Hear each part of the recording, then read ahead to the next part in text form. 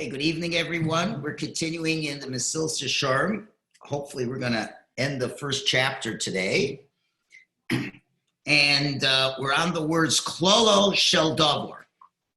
And what Tzado is going to do now, he's going to draw the conclusions from all the previous points we mentioned in this first chapter, that man was created for pleasure, and the world is designated specifically to enable man to achieve that through the great struggles that he has in his lifetime and the great battles he has to fight.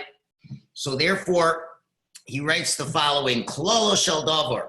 So to recap everything we're saying, man was not created for his position in this world. Only for his position in the world to come. But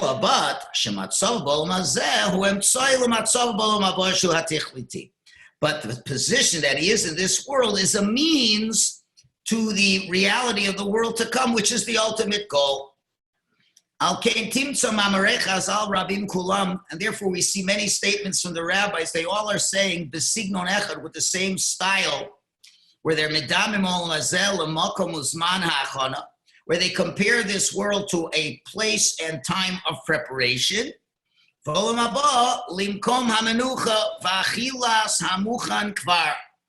the world to come is a place of rest and to eat that which has already been prepared.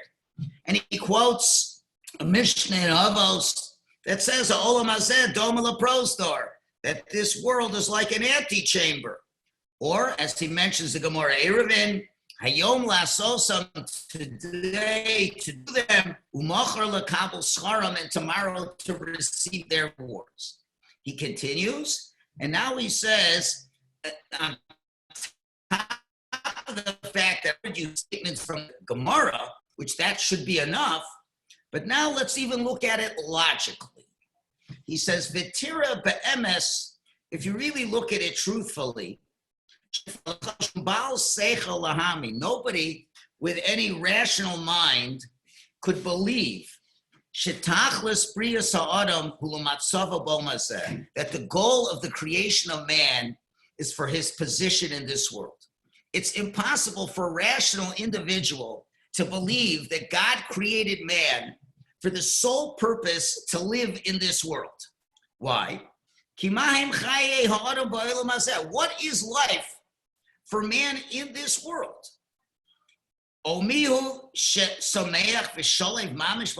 there anybody who really is happy and tranquil, mamish, in this world? He quotes King David in Tehillim. He says, that the days of a man in this world are 70 years. If he's very strong, 80 years. And the strongest of those years are filled with amal va'aven.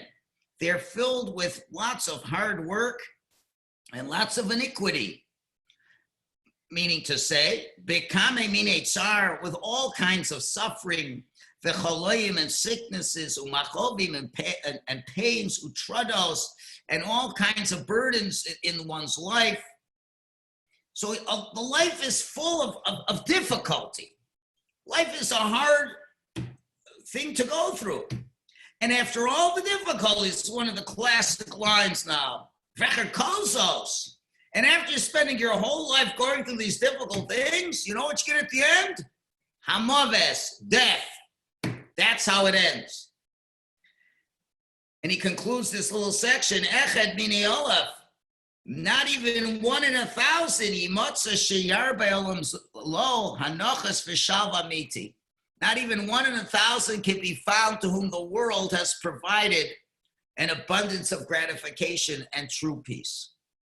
So Luzzatto is saying logically now, besides the sources from the Talmud, it doesn't make sense to think that a person was created merely to live in this world, because really we have two choices over here. There's only two choices. Either you could say that this whole world came about by accident and it was random. That's one choice. And the other choice is, no, there was a being who had a goal and a purpose and created the world. Remember, creation bespeaks purpose. If there's a being who created the world, it was for a reason. Okay, those are your two choices. So if you say it's an accident and things just happen, then there's no purpose at all. Okay, fine, there's no purpose at all. If there's no purpose, then life can be meaningless and it can be painful. But if you're saying that there's a creator who created the world, now, unless you're prepared to say that the creator was very mischievous or cruel, it's absurd to think that a creator would create a world, that this world should be the ultimate purpose and the ultimate goal, one that's filled with so much suffering.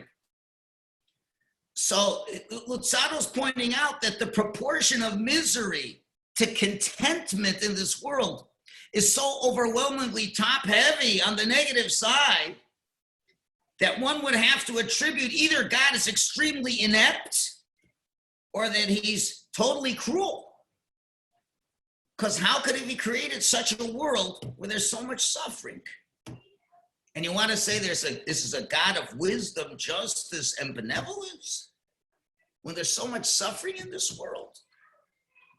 So now, if you're believing that God created the world, then you only can come to one conclusion, that there is another existence where the benevolence of God is going to be enjoyed, and that the hardships of existence in this world are just the means to attain that true good in the world to come. So that's the logic that he's saying. It doesn't make sense to say that God intentionally created a world for the purpose of just this world, because most people are just miserable. So that's another logical point he puts in. So again, if you believe it's all random, an accident, well then, okay, makes a lot of sense. But if you're a Jew and you believe there's a God who created the world, and he certainly couldn't have created it just for this world, because it doesn't promise that much. Then he goes on and gives another proof. He says, V'lo od, and not only this, the whole purpose of creating man was merely for the end goal of this world. Why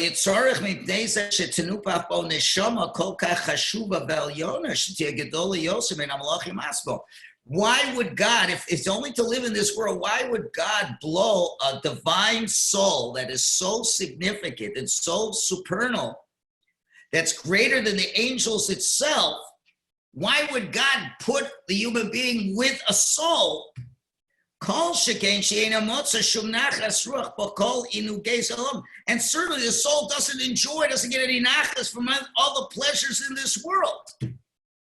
What do you need such a great, lofty soul to live a life of this world if this is the entire beginning and end of all reality? He quotes the Medrash in Koheles. It says on the pasuk, "V'gam hanefesh lo simolei," and the soul cannot be filled. Giving an analogy to a local peasant who marries a princess.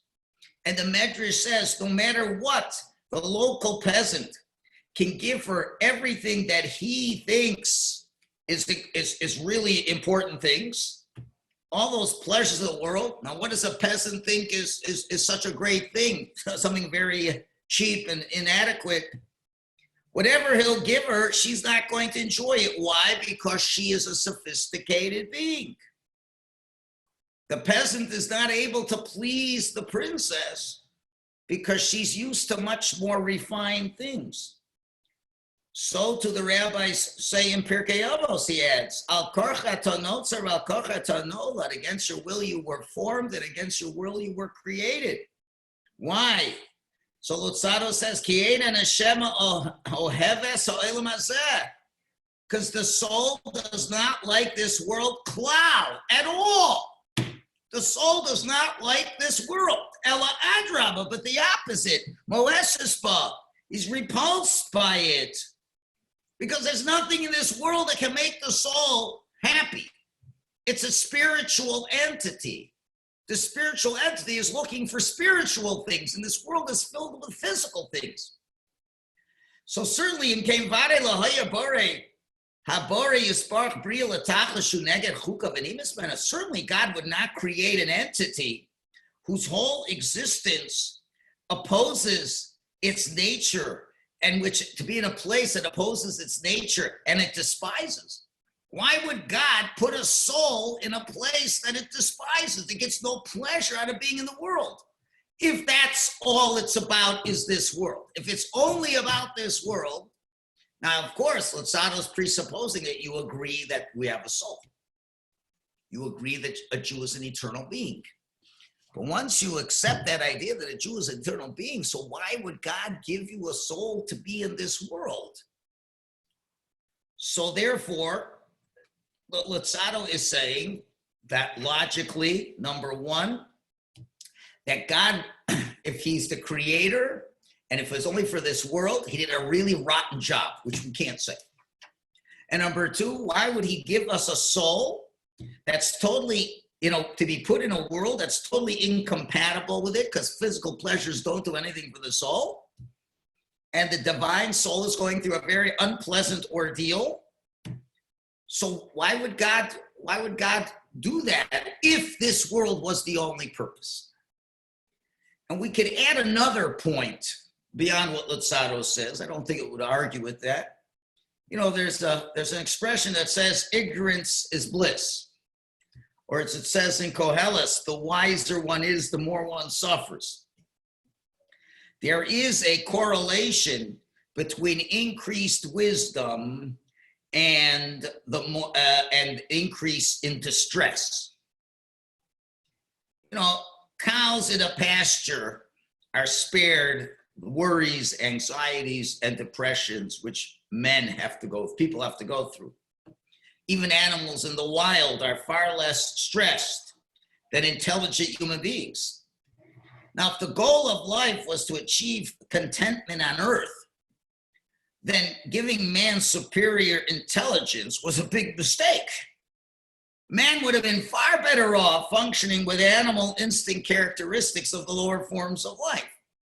We could give an analogy to this.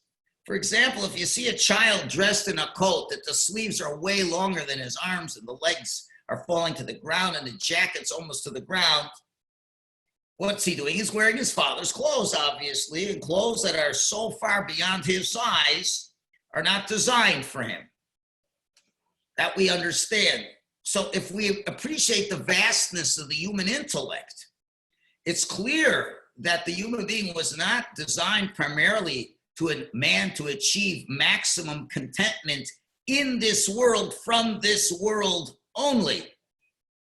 Someone much less sophisticated would much be better suited to achieve contentment. The fact that the human being can think so abstractly and can philosophize and can meditate on infinity shows that there's much more to man than just simply gratifying his own desires. The fact that a mind can compose a book like Koheles or the book of Eov is the greatest testimony to the spiritual goal of man. So we see that man was given great wisdom, great intellect, a great drive for spirituality. So why would God make the person so smart? All that smartness just makes us depressed. If the world is just for this purpose of this world. So therefore, we have to suggest not that way.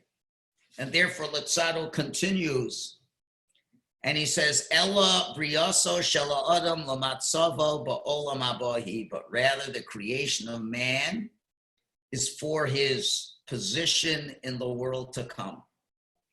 Therefore, nitnabo neshama zos, therefore he's been given this soul, because it's befitting for the soul to serve Hashem, and through the soul a person can receive the reward in the world to come.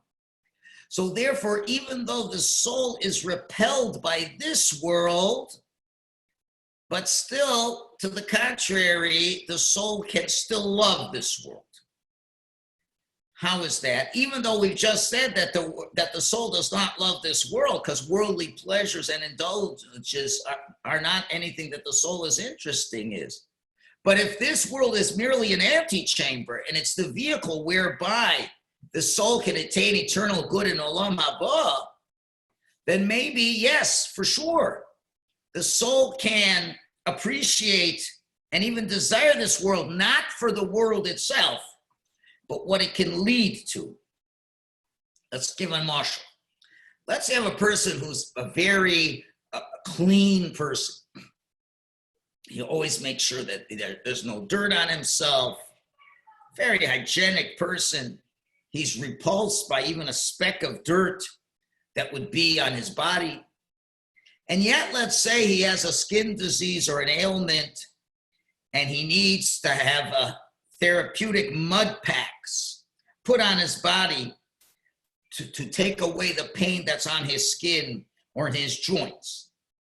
And his body's going to be smeared with mud, something that he really would despise.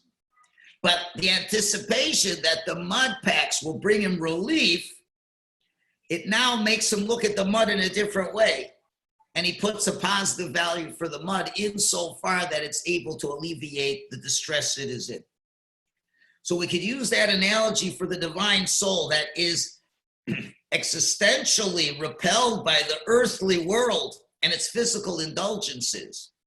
But inasmuch as he realizes that the material world is the vehicle through where he can ultimately unite with God through his achievements in the world to come. So therefore, he's able to tolerate the world, exploit the world, and even hold the world in a high esteem, knowing that it's only through its navigating the course of this world will he get the Olam Haba.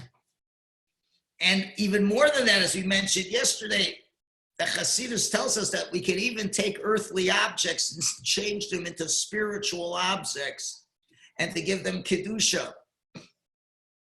You could look at a cow in the field and say that's not a lot of spirituality, but that cow could be turned into a sefer Torah, tefillin and mezuzahs, things that are extremely holy, because we could take that physical thing in the process of a mitzvah, make it a very holy thing. Same thing with the food that we do to give us energy to do mitzvahs, and everything for our body to rejuvenate us so we can be more involved in spirituality. So therefore, he continues, Lutzado, and he says, V'nei achar sheyadanu zeh. Yeah. Achar sheyadanu zeh. After we know this, that we've now concluded, Novin miyad, we can immediately appreciate and understand Chomer ha-mitzvahs, the importance of mitzvahs asher aleinu, how important it is to do mitzvahs, the yikar ha-avoda, and the esteem of divine service, which means the kavona, the intention we put into the actual things we do asher b'yadeinu. Because these are the means that bring us to true perfection, that without these mitzvahs and the kavana, we'll never reach that true perfection. And then he says, Vulam Yadu, but it's well known, but we don't reach that goal only by a consolidation of all the means available for reaching it. How much of the goal one reaches depends on the strength of the means and how they were used. What he's talking about is how well we do the mitzvahs. We can look at this another mashal. Let's say you have a safe that is sealed tight, and there's only one way to get into the contents of the valuables in the safe, and that's by knowing the combination and turning the dial appropriately. So the combination, so to speak, to achieve the ultimate good of cleaving to HaKadosh Baruch Hu is comprised of the combination 613, the 613 mitzvahs and all the things that derive from that. And if you deviate a little bit from the combination, you're not going to get in. So Hashem gives us 613 mitzvahs, 248 positive mitzvahs, 365 negative mitzvahs to correspond to our primary organs and our sinews.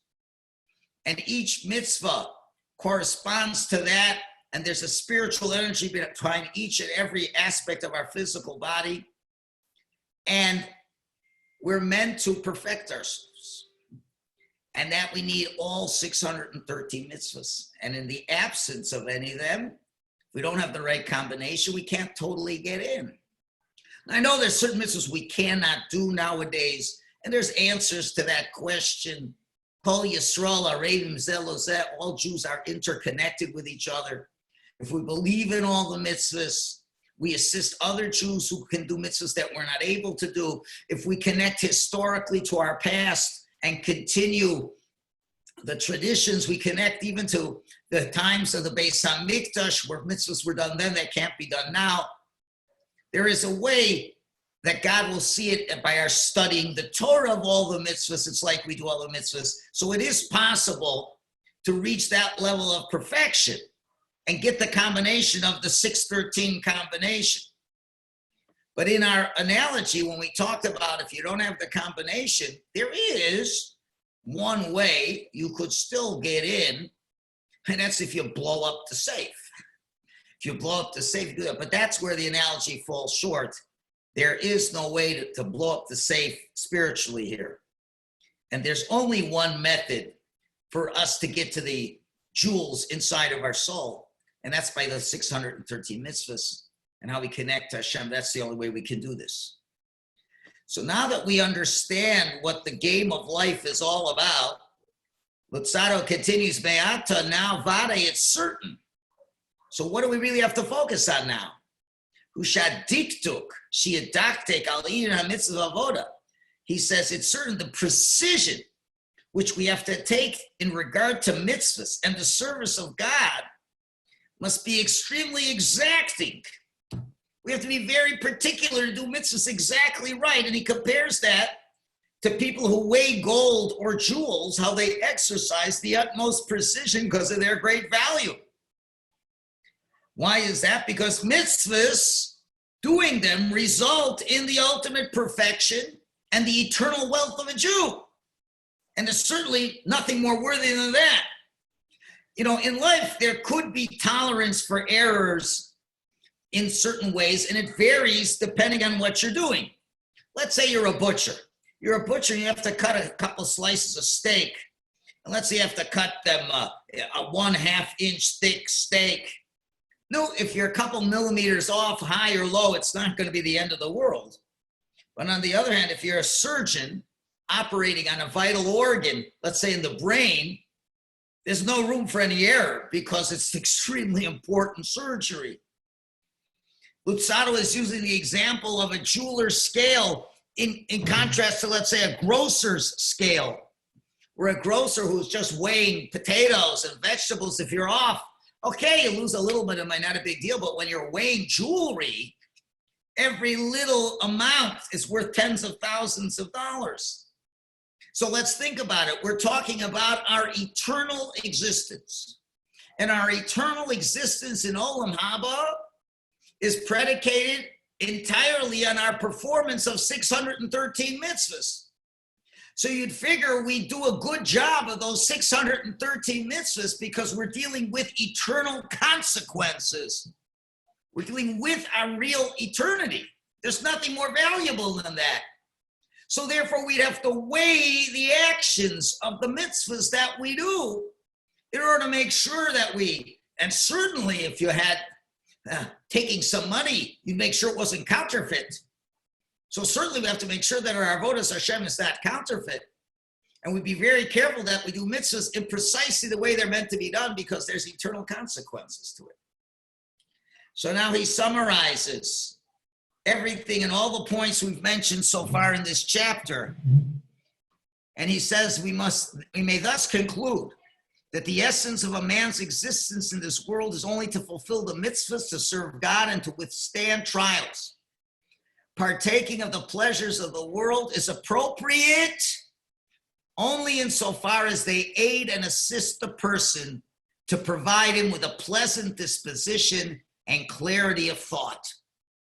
That's to the extent man should make use of the physical world. Once he has that pleasant disposition and clarity of thought, So he can devote his heart to the service to which he is obligated. However, all his ventures should be directed only towards Hashem. And there should be no other purpose in everything he does other than to come closer to God and to eliminate all the barriers that separate man from the Creator. And look at this mashal, he says. So that he'll be attracted to Hashem just as iron is attracted to a magnet. You have a magnet, you have iron, boom, it goes like that.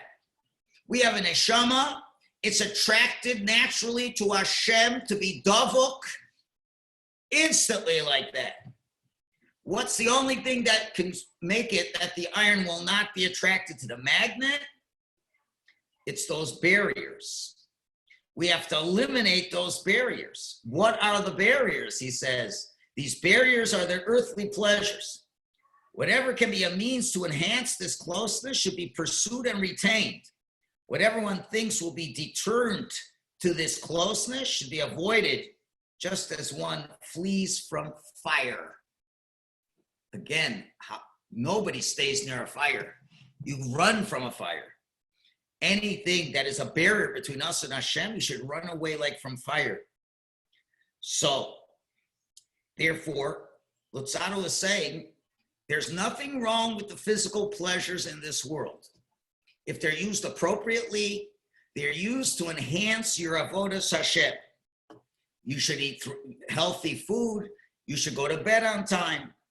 We have to do everything that enables our souls to be able to accomplish what it's meant to accomplish. And we shouldn't fool ourselves.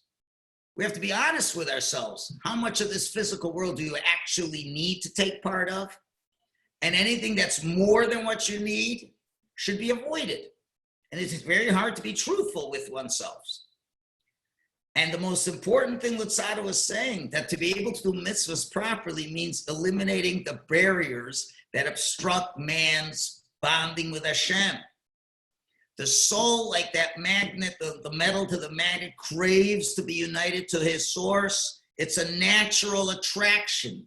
There's nothing you have to do to the soul to make it want to be attracted to Hashem. But there's only one problem. If you put barriers in between, no matter how much the metal wants to be attracted to the magnet, the barriers don't let it happen. And therefore, improper indulgence of the physical world, that is what's going to create that barrier. And that's what last week's parsha was all about. Kedoshim tiyu. Sanctify yourself with those things that are permitted to you. What do we mean permitted to you? Things that are permitted to you, but if you have them in excess, they will create that barrier between Hashem and our soul. And since we are defining spirituality as the union of man with God, so the proper fulfillment of Hashem's will, doing the mitzvahs as Hashem tells us, will enable us to do this. And we have to actively pursue those things. But whatever can deter us from that, anything that creates a barrier, we should run away from it like fire. That's what we have to do. Anything that leads us to the goal is what we're interested in. Things that don't, we're not interested in. And then we have to be very careful and weigh everything to see, are they bringing us to the goal and not? And then he ends the chapter and he says, so now that we've clarified what our purpose in this world is, so now he says, now let us investigate the details of the ways to achieve spirituality according to their stages from the beginning to the end, as they were arranged by Rav Pinchas ben Yair, who said, starting with Zehirus, Srizus, Nikius, Prishus, Tahara, Chasidus, Anova, Yiraschet, Kedusha, all those levels of watchfulness, diligence, cleanliness, abstinence, purity, piety, humility, fear of wrongdoing, and sanctity. Again, he says, let us now, with Hashem's help, explain them each one by one, which will begin tomorrow, Mirz Hashem, the second chapter, which is Beveir Midus HaZehirus, clarifying the trait of watchfulness. Thank you for listening. I'm going to shut off now so we can end this class, and I'll go right back on to start the Parsha class in a few seconds. So if you want to hear the Parsha class, you have to turn off and turn back on to it. Okay, have a good night, everybody. Thank you.